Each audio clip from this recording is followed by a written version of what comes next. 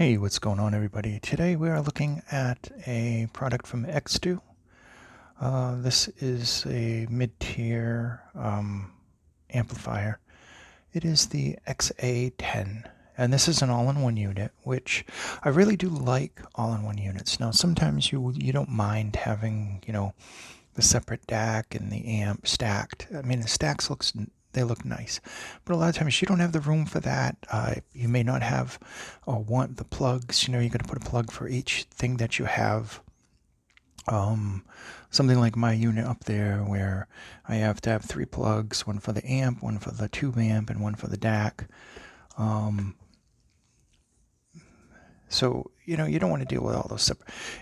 It's much less clutter on your desk to have an all-in-one unit. And all-in-one units kind of have some drawbacks, and sometimes they don't. There are a lot of really good all-in-one units out there. I've had the Untitled X1S 10th anniversary for a long time. I'm thinking about getting rid of that and getting the new version of it that's out. I think it's the GT. It's like a black with red. It looks really nice. I like the fact that the power supply on that's better and stuff. Some all-in-ones, talking about drawbacks, some all-in-ones have these weird proprietary power packs. My own, for instance, has this giant power pack that's like half the size of this. It's a big, thick, heavy power pack, and it has a plug out of one end and a plug out of the other end, both which are not replaceable. It's not the kind with like a brick where you have a plug that detaches and reattaches. It's just this one messy unit. Now, this one is nice. This has a wall wart with it, and it has the power in the back. Very easy. I think I much would have rather the power supply to be included. It would have been a little bbit neater, but that's fine as well, to have something like a like a power pack or whatever. This one is more like a laptop power supply. That said, looking at the design is really, really nice. I'm going to unplug it and move it around in just a minute. But it looks like a miniature desktop. It's got the little feet on the bottom, and there's little rubber things underneath there. You got your regular plug. You got your XLR 4-pin, and you got your 4.4 millimeter. This is the volume right here. There are 3 buttons on this side, which we'll cover in just a minute.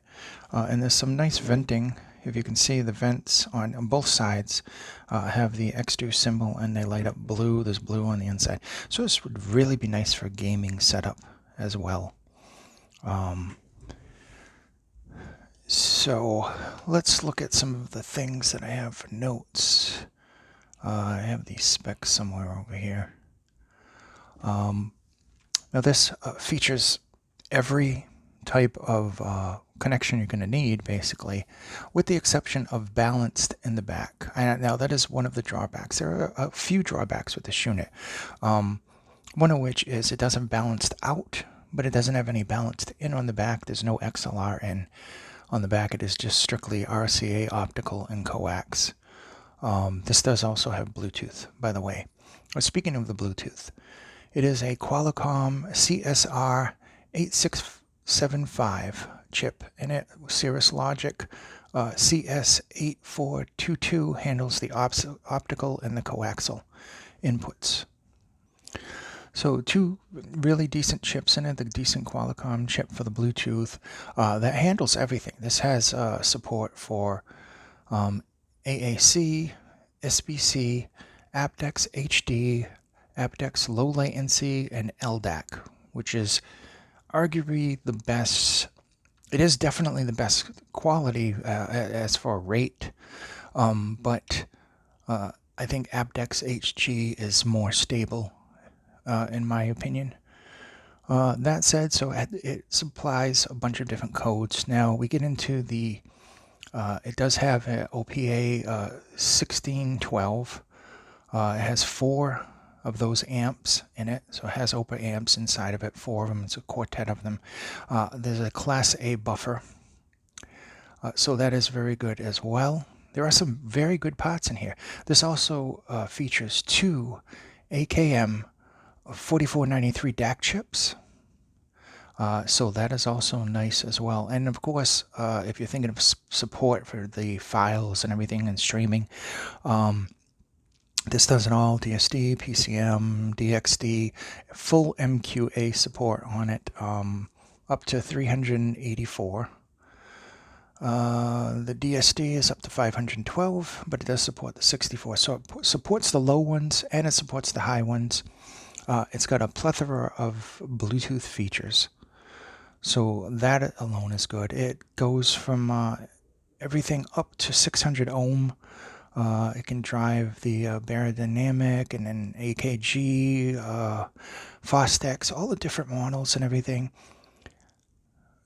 On paper, this thing looks fantastic.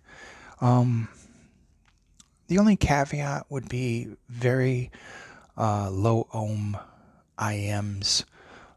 Being a desktop model, I've never come across too many desktop models that have handled IMs that well anyway, to be quite honest, especially balanced armature ones. So there is a bit of hiss there. There's some ground noise there as well. So getting that out of the way, the fact that there is no XLR in on this model, it does a lot of things quite well. Some people have touted that this screen is too small. From over here, I can still see this quite well. So I'm not going to say anything about that. Maybe if your eyes are bad or something. But honestly, it's very nice. It looks very handsome with this red ring right here. It's got a little clickiness to it. It seems to match up. I don't know if it's going to wear out. I know some people have said that they click it and it doesn't move. I'm not finding that myself. It seems to be that seems to be on there very good. Doesn't push in or anything. Of course, it's a tourney, so it's going to have a little bit of movement with it. It has to, otherwise it wouldn't turn. The case is solid. As a matter of fact, let's disconnect it and I'm going to shut it off and we'll disconnect it and we'll take a look at some of the inputs and the buttons. Okay. So we obviously see the front. I'm going to take that out for now. You see the full-size headphone plug, the XLR, and the 4.4 balanced on it as well. That is fully balanced. Even though there isn't a balanced in, that is balanced. So here we have your input, your menu, and your Bluetooth pairing button. This side also would light up blue if this was plugged in. There's just a logo. There's nothing on that side other than the vent. There's more vents on the bottom too. The unit does get warm, but it never got hot, even under heavy loads. Just warm, relatively warm. We're going to tilt this way. I don't have that fully tight, and it doesn't usually move like that, but I didn't want to be bothered putting it in too tight. Your on and off switch, your power, typical standard power, which is nice. It's not proprietary. It's not this thing. I mean, would I have liked to have seen USB? Yes, but I can understand why they needed a power pack with this, because this thing is quite powerful. Here's your optical that pulls out, and you got your little optical there. You got your coax. You got your USB in. These are all your digital. Then you have your analogs over here. You have your aux in and your aux out, both RCAs. And of course, this is the Bluetooth antenna on the back, which you can easily take off and put a bigger Bluetooth antenna on it if you wish. It doesn't really need it. It has some very good range. And that's basically the unit. It is so simple to do, honestly. I'm going to see if I can plug it back in. I think it's on the side. Okay, plug it back in, turn it back on. We can go through some of the things. Once it boots up, you see the little screen there. You have your coax. It'll tell you optical, Bluetooth in, aux in, and USB, which is what we had it on before. There's a menu. You have your gain and your filters. And that's it. Essentially, that's it. There's nothing else complicated with it. This is a simple unit.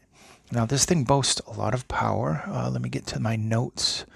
Actually, I have it memorized anyway. It was 3,000 milliwatts, so 3 watts at 32 ohms with the single-ended, and then 4 watts in balanced mode at 32 ohms. So that's good enough to most things. I mean, you have either flows or some Fostex or hi-fi min or something like that. This thing sounded fantastic on the Ananda. Matter of fact, everything I put it on, it sounded very good. Now, I've had higher end models, so I can nitpick with some things, but I'm not going to nitpick with this. I'm not going to nitpick about little noises and some smoothing to the sound that was there, because I can guarantee this is more for a person just starting or somebody looking to level up from one of those lower budget amplifiers. I can't say the SMSL because that's actually 300 by itself. But something like, like a topping or another lower end SMSL. I'm trying to think of like the other name brands, Div Poetry, or however the hell you say that. Any of those brands that you're looking to level up from, or maybe you just need the desk space. This would be something that I would recommend.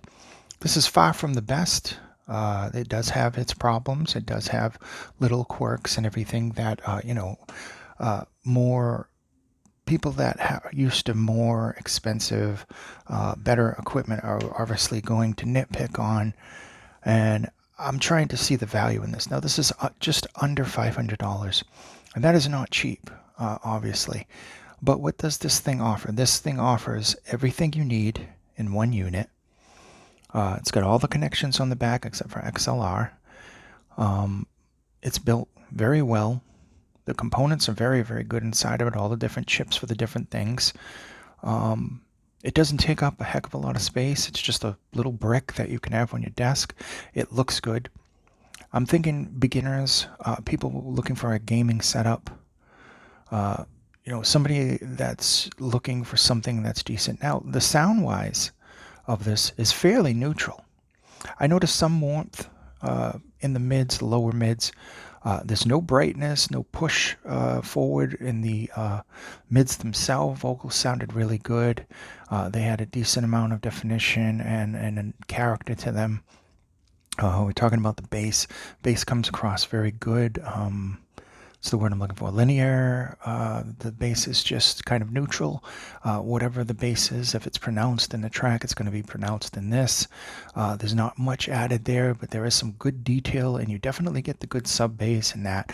Whatever the track is producing, this is going to reflect, which is what it should be. A good DAC should be like water. It should just reflect something. It shouldn't add too much to it.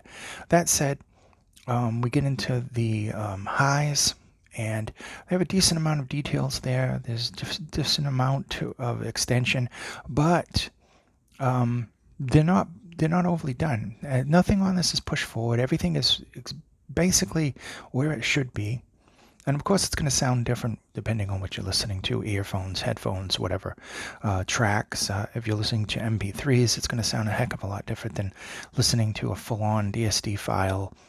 I honestly don't have any MQA files. I never got into MQA. I've always liked FLAC and DSD, and I have a really ton of high-quality MP3s from a long time ago.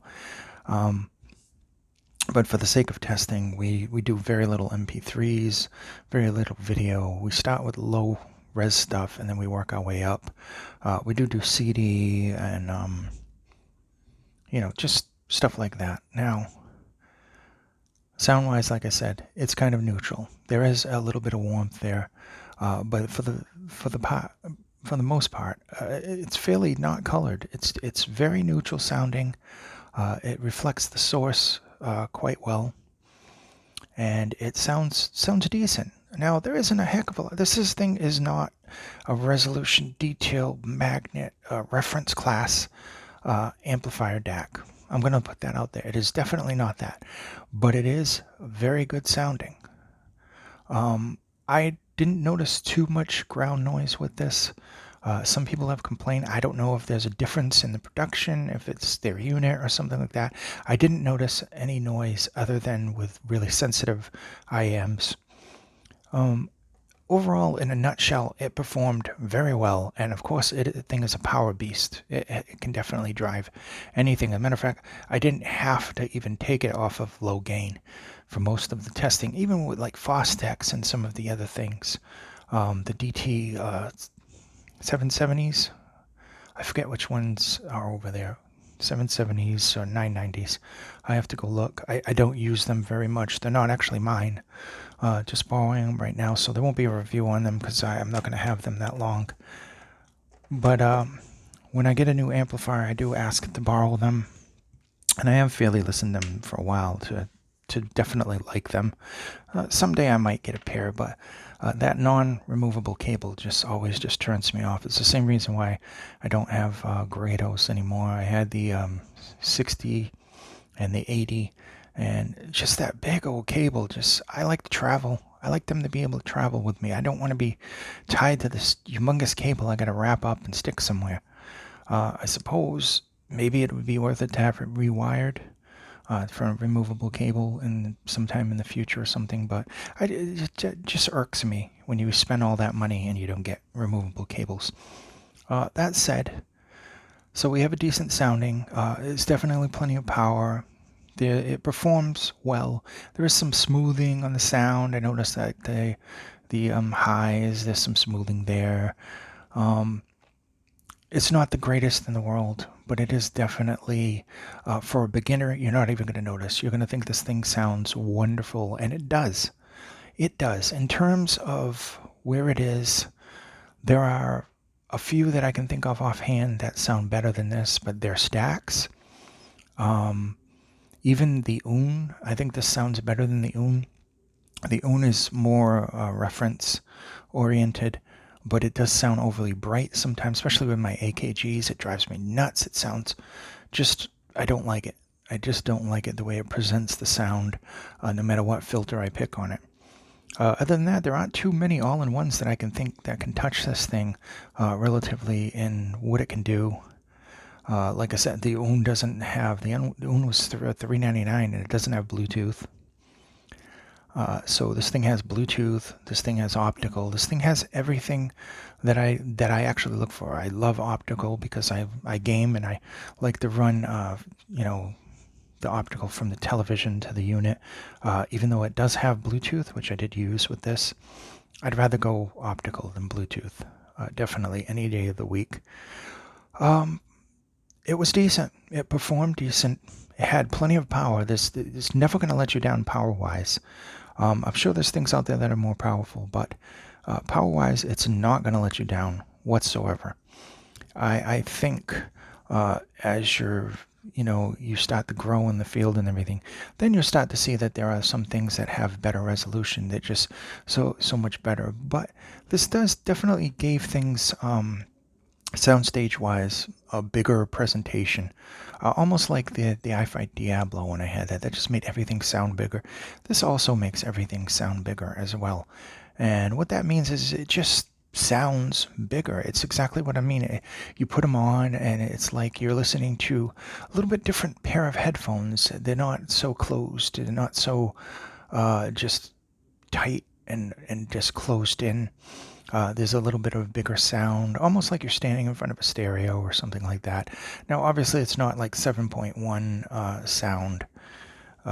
Believe it or not, which I don't like. I don't like when the soundstage moves past natural and becomes just overly influenced, overly done and boosted.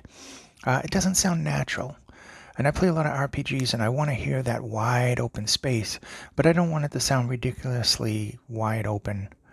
I apologize. There's some kind of race going on out there. So that said, would I recommend this? I would recommend this for somebody looking for something like a gaming unit. I would recommend this, and there are other choices you can have from Shit. They have the new ones. And I'm trying to think of another company that has some good gaming DACs. Creative has a couple of good, external sound cards. There's a few of them out there. I think they're actually priced under this. They definitely don't have the power that this thing throws out.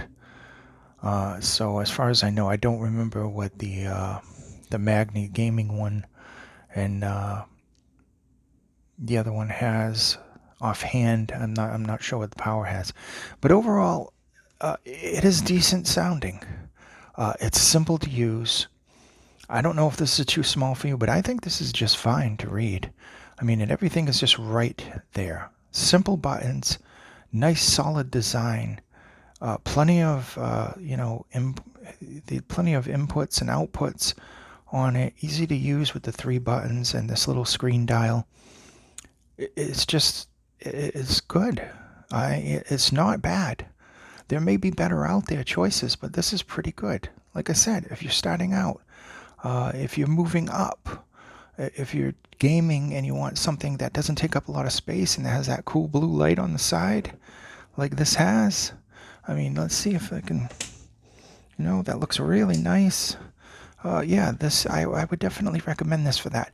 If you're a purist and you want to squeak out all of those details and you got that $1,000 set of headphones like Ananda's or something like that, there obviously would be better choices for you, especially in this price range. But for this is great for a beginner, and it's something that's going to last a long time. Very solid build quality as well. And like I said, it is kind of a neutral-ish sound, which would turn a lot of people on, especially if you're using like the Anandas and stuff like that on these. Fantastic. I enjoyed it. I really enjoyed my time with this. For me, I have other things that I like better, but I just can't get over the aesthetics of this overall. I just really, really like. And I can just see past some of the shortcomings of the unit. Other than that, there's not much else to say on it. I don't see anything else in the notes. Construction was good. We covered all of that. Honestly, some of the measurements of this, I don't go 100% by measurements because sometimes measurements look horrible on paper, and then you listen to it and you actually like the unit. So I wouldn't put all of your eggs in that basket when it comes to looking at the charts on this. It does a good job. That's about all I can say. We're getting into the 22-minute mark. It should be noticed that this comes with the power pack, which is similar to something that you would have with your laptop, and it comes with the USB cable. Other than that, it's in a simple box. It's a nice, simple, square brick design. Works well, sounds pretty good. It has plenty of inputs and very, very powerful. This thing is a little beast. Plus, I think it looks cool, especially with this red here. So thanks so much for watching. I hope that this was informative, and this has been the XDuoo XA-10, a DAC amp combo unit, all-in-one unit that really just has a lot of features. Thanks so much for watching, and I'll see you somewhere on the internet.